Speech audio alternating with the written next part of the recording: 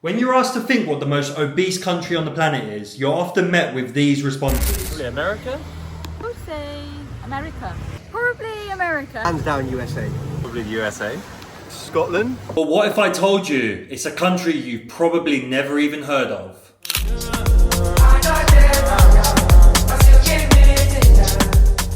Now, believe it or not, this country was once the richest country in the world during the 1970s and 80s during the phosphate mining boom. But unfortunately, Nauru's wealth was not managed sustainably. Due to this, a whole domino effect has happened, and it's led back to one of the reasons why this country is so obese.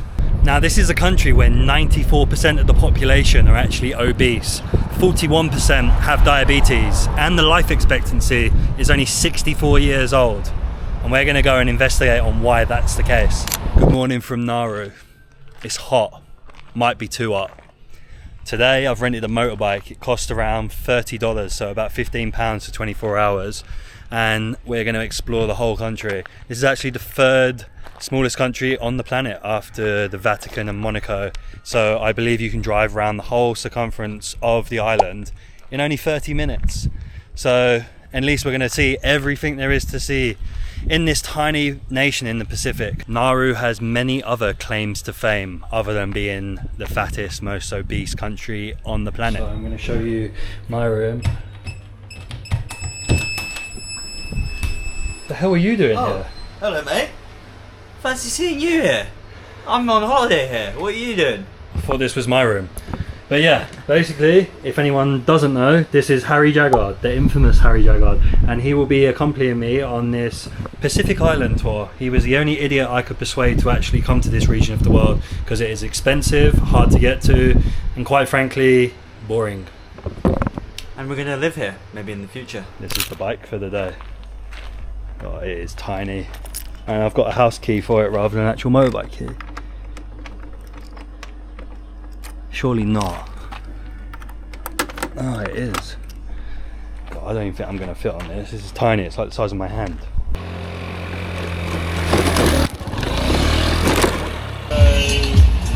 Right. You gonna go right? Yeah. Island life, baby!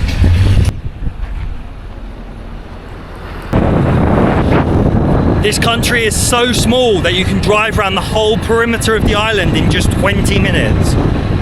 And that's what we're doing. We've scouted a cool little cafe called Tropicana, so we're going to go and check that out. So I don't know what the food's going to be like here. Right, there wasn't any healthy options here. Not that I was going to get any anyway. Got bacon and egg sandwich and a coffee.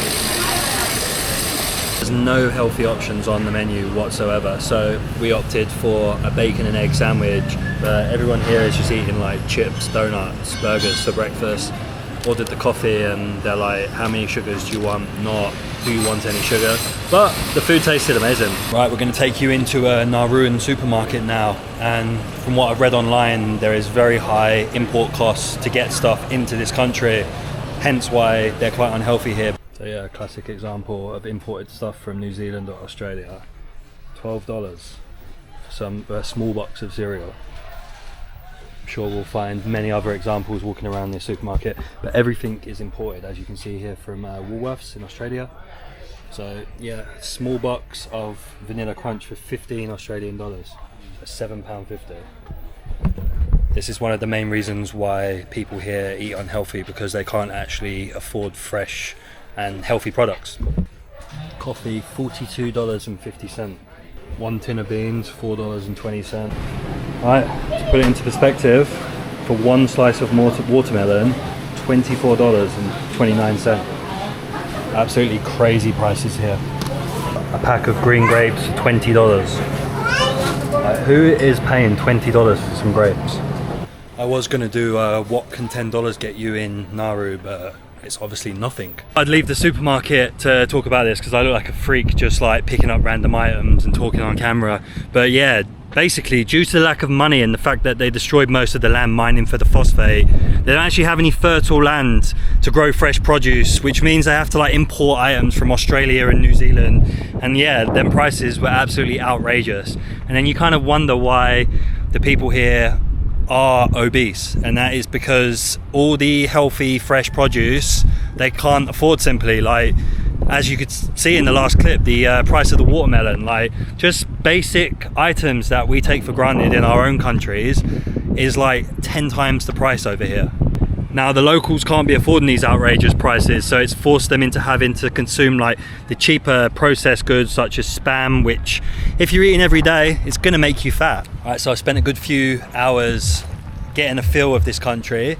First impressions are that I'm actually rather enjoying it. It's giving same vibes as a lot of the other Pacific island nations that I visited, such as like Tonga, Vanuatu. Like it's a lot more laid back, chilled here.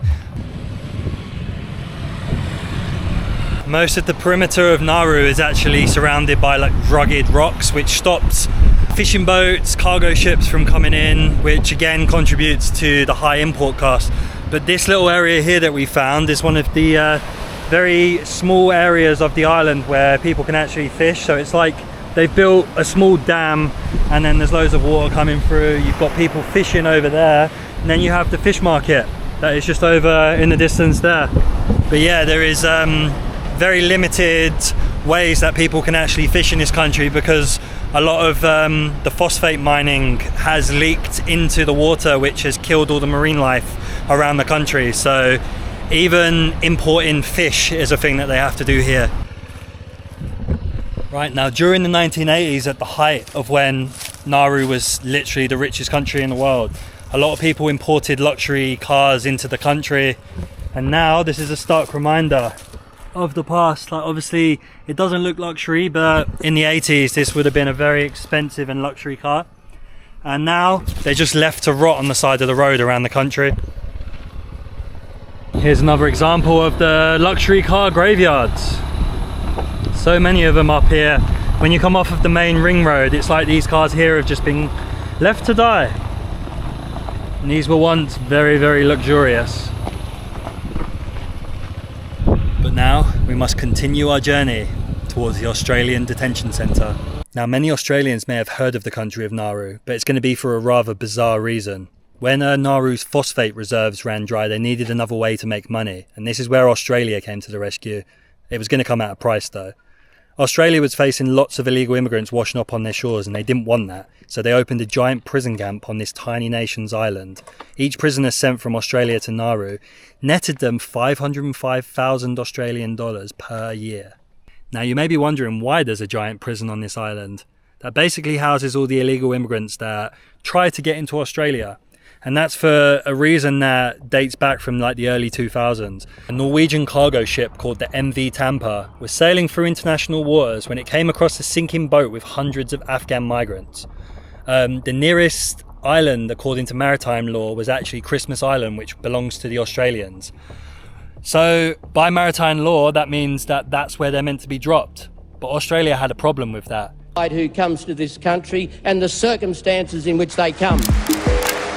Australia has a suite of policies designed to deter and physically stop people from reaching Australian shores to claim asylum. Stop the boats we must, stop the boats we will.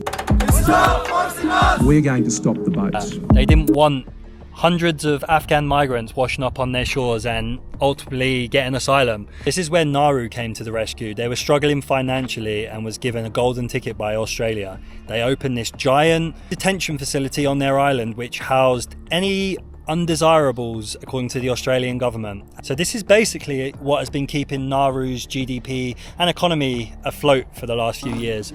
Is it open? No. Is there anyone we can speak to? Like the detention camp is closed. I thought it closed. It's actually a restricted area, so only approved personnel can come on site. Okay. Yeah. Alright. Thank you, brother. Thanks. You were inside for 6 months. Yeah, inside before, but total I stay in the 1 year. You've been in Nauru for 1 year. Yeah, 1 year. What do you- 6 months here and 6 months outside. Outside. Do you like Yeah. it outside more now? It's not more. It's same. As Do you want to go back to Bangladesh? no, I can't go my country because when I go my country, someone kill me. Really? You can come my place, Budapest. Okay, Budapest hotel. Yeah, Well, another just, Budapest. Like last question, like what's life like in Nauru compared to Bangladesh? Is it hard life here? Here is a hard life, not good. There's only one person in there at the moment. The other guys only got out last Friday before last. And he lost the leg. He fell down, then after he lost the leg. The doctor said they need operation, but they don't have the operation set up. Inside, outside don't have. Now, this was a prime example of right place, right time. Later on in the video, we visited the hotel in which the migrants are housed and had the opportunity to ask them some questions. It was very eye-opening. So in case you're wondering what phosphate is, it's actually a form of fertilizer that has been mixed with bird poop. And during the 80s and the 70s, birds used to love Nauru as a breeding ground, and they obviously was shitting everywhere, which was then seeping into the rocks, which then turned Nauru into a gold mine. And this is one of the mining plants that we're in now.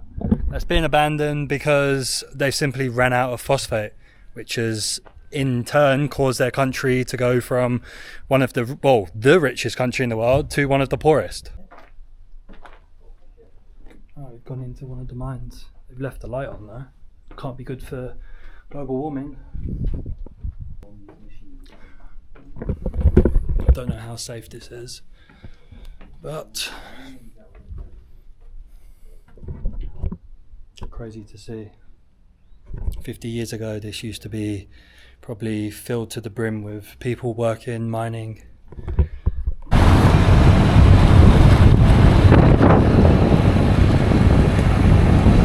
Right, we've come to a little spot on the island which is well regarded. What a surprise, there's no healthy options though. I've gone for a large margarita pizza and garlic bread. Now, so far the video has been rather negative, but something good has come out of this country, and that is Jeza Upa. He is a legendary powerlifter and a world record holder. He won the gold medal at the 2019 World Classic Powerlifting Championships. So like powerlifting and weightlifting is very popular within the country of Nauru, as they're finally able to use their genetics to their advantage. And we think we've located him. He trains at a gym on this part of the island. So we're going to go there and see if he's there. And hopefully we can meet him and ask him a few questions. What's your name? Nice to meet you. Kieran, you're famous. Hi. Yeah, you're the strongest man.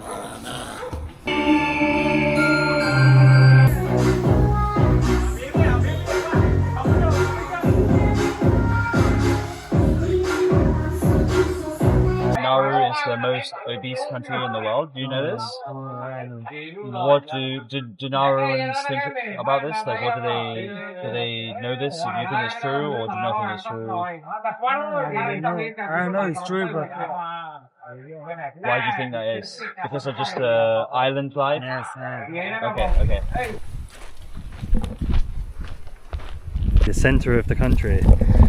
And here behind me is an evident reminder of the phosphate mining in this country. They would dig huge holes into the soil, and now this is what remains of it. Basically unusable land. It's not going to grow back, and they're not going to be able to use it for anything. Once the phosphate ran dry, Nauru needed another way to make some money, and what they did was quite shady. They set up 400 shell banks to attract shady money. It became a hotspot for money laundering, especially for Russian mobsters and Al-Qaeda. $70 billion worth of money was laundered through the banks, earning it the nickname the tax haven of the Pacific. In 2000, Nauru was blacklisted as a money laundering hub. Sanctions hit hard and the banking sector collapsed. So you finally lost your Pacific Island virginity. I did, yes. And what is your first impressions? It's sleepy, calm vibes, but very naturally beautiful, and kind of feel like, it's hard to create an amazing life or like a very successful life out here, because it's just very relaxed. So, but then again, some of the islanders, they take it in their stride and they just have like a happy, peaceful life. So it's called the Budapest Hotel. This is apparently where they house all the illegal refugees that got shipped here. Once they are able to leave the detention facility, this is where they apparently stay. Does that potentially give you the ability to maybe leave Nauru, or They always say you stay 10 years, then after you can go another country. 10 years, 12 years, sometimes 15 years, sometimes 20 years. And is that how many years have you done so far? Yeah, so just finished 1 year. So you got maybe 9 years to go. 9 years, 12 years, I don't know how long. And you were not working? No working? We don't work. We don't have a work rights, we don't have anything. The government every 2 weeks later pay 230. Okay. We eat only 2 times and 1 time because it's not enough money. Oh my god. Yeah, it's expensive here. Yeah, yes, everything expensive. You saw that? Yeah. How did you end up in Nauru? Were you going to Australia? At first, we going to the Australia. Assalamualaikum. Waalaikumsalam. Kemon acha? Alhamdulillah. At first, we went to go the Australia. Then after we stay studio. What, Australia? Yeah, was by boat. By boat? By boat, yes. From Indonesia? I don't know Indonesia because I on the boat inside. I can't see outside. Really? You had no idea where you were going? Yeah. But on the way to Australia, you said 95% don't survive. Don't say 95%. So you saw people who died? Yeah. People. Did you come alone or with family or friends? No, only alone. Just one person? Yeah, only And alone. what do you want for the future? What is your dream like? We want, it's not my dream, everyone's dream. So we want to go another country, then we want to freedom. Yeah. Here we don't have freedom. We do anything, call officer, call case manager. Can you go outside? We can go outside, but we don't have transport work. Why is there still one person living in the detention centre? Why is he not here? One person is, I don't know why one person live inside detention center. How old are you? I'm 24 years old. 24? Yeah. Wow. So young. I'm so young, but I have many problems. My heart problem already start. It's like a prison. Yeah. It feels like a prison. Yeah. If you guys wanted to go back to Bangladesh, would you be allowed, or is? We don't go. We can't go back Bangladesh. Do you speak to your parents still? So not much, little bit sometimes. Because my mom always asks how long time we stay in Nauru. Because when you stay in Nauru 10 years, you see your future gone. Yeah. And who has been here the longest out of all of your friends? How we stay 1 year. Oh, so all of you have been 1 Were year? you all on the same? Yeah, it's the same boat. Same boat. Same boat, same step, everything. You guys have to pay to go on the boat to Australia? It's a mafia. Bengali mafia? I actually have a mix. Some Bangladeshi, some another country. We don't know which country. How much was it? 10, 12. 13,000 US dollar. Wow. Any other questions? Yeah. Why did you choose Australia and not another country like Canada or UK or? Actually, we can't go on the by boat. It's Canada, America. So we have one opportunity. The Australia we can. UK. But when they give the good opportunity, they give the good option. You can go another country, Canada, America. We take. We can't wait because here it's life waste. Wish the best for the future. Hopefully it's not too long. Inshallah. I think it's too long. Here you go, brother. This is food. Yeah. Hey. No. We would like to help you. Take it, brother. Like buy food, off like. camera, off camera. I'm not. Thank you guys. Yeah. Thank you. Shukriya. Nice to meet you. Best of luck. Nice chat, brother. See you guys. Thank you. Wow, that was very deep, that conversation I just had, and I didn't realise that it was that bad. It honestly feels like modern day slavery. It's left me quite speechless, to be honest, and just shows that there's a lot going on between Australia and Nauru that people on the outside world do not know of, and it's really, really sad. So upsetting. They're ultimately just kind of like stuck here in processing, as you may call it. Some of them think that it will take at least 10 years before they're given a new option, and the sad reality is that in a decade's time they probably still won't be granted entry into Australia, and that's kind of what they want. Like, they can't go back to Bangladesh, so yeah, it's like a open air prison. This tiny island in the Pacific has faced some of the darkest chapters in recent history. From the exploitation from its phosphate reserves to its role as a detention centre for asylum seekers. And while the past may cast a long shadow, its people continue to move forward, determined to shape a healthier and more sustainable future for their island.